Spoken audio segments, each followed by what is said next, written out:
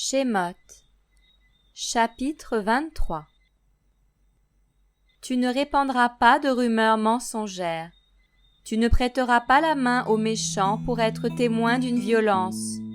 Tu ne suivras pas la multitude pour faire le mal, et tu ne témoigneras pas dans un procès en te mettant du côté de la multitude pour pervertir la justice. Tu ne favoriseras pas le pauvre dans son procès. Si tu rencontres le bœuf de ton ennemi ou son âne égaré, tu le lui ramèneras. Si tu vois l'âne de celui qui te hait, abattu sous sa charge, tu t'arrêteras pour le secourir, et tu l'aideras. Tu ne pervertiras pas le droit de l'indigent qui est au milieu de toi, dans son procès. Tu t'éloigneras de toute parole fausse, et tu ne feras pas mourir l'innocent et le juste, car je ne justifierai pas le méchant.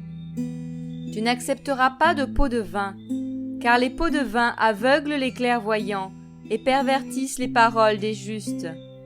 Tu n'opprimeras pas l'étranger. Vous-même, vous connaissez l'âme de l'étranger, car vous avez été étrangers au pays d'Égypte. Pendant 6 ans, tu ensemenceras ta terre et en recueilleras le revenu. Mais la 7e année, tu lui donneras du relâche et tu la mettras en jachère, afin que les pauvres de ton peuple en mangent, et que les bêtes des champs mangent ce qui restera. Tu en feras de même de ta vigne et de tes oliviers. Tu travailleras 6 jours, mais tu te reposeras au 7e jour, afin que ton bœuf et ton âne se reposent, et que le fils de ta servante et l'étranger reprennent courage. Vous prendrez garde à toutes les choses que je vous ai ordonnées. Vous ne ferez pas mention du nom des Élohim étrangers. On ne l'entendra pas de ta bouche. 3 fois par année, tu me célébreras une fête. Tu observeras la fête des pains sans levain. Tu mangeras des pains sans levain pendant 7 jours, comme je t'ai ordonné au temps fixé du mois des épis. Car c'est en ce mois-là que tu es sorti d'Égypte. Personne ne se présentera devant ma face à vide.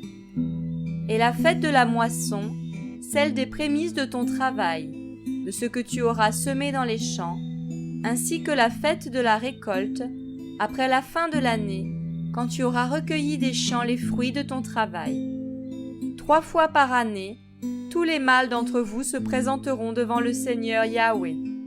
Tu ne sacrifieras pas le sang de mon sacrifice avec du pain levé, et la graisse de ma fête ne passera pas la nuit jusqu'au matin. Tu apporteras à la maison de Yahweh ton Élohim les prémices de tes premiers fruits de la terre.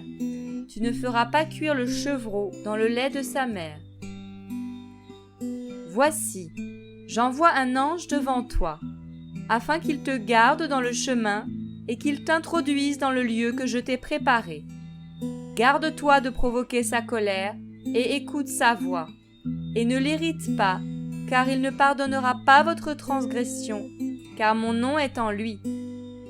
Mais si tu écoutes sa voix, et si tu fais tout ce que je te dirai, je serai l'ennemi de tes ennemis, et j'affligerai ceux qui t'affligeront.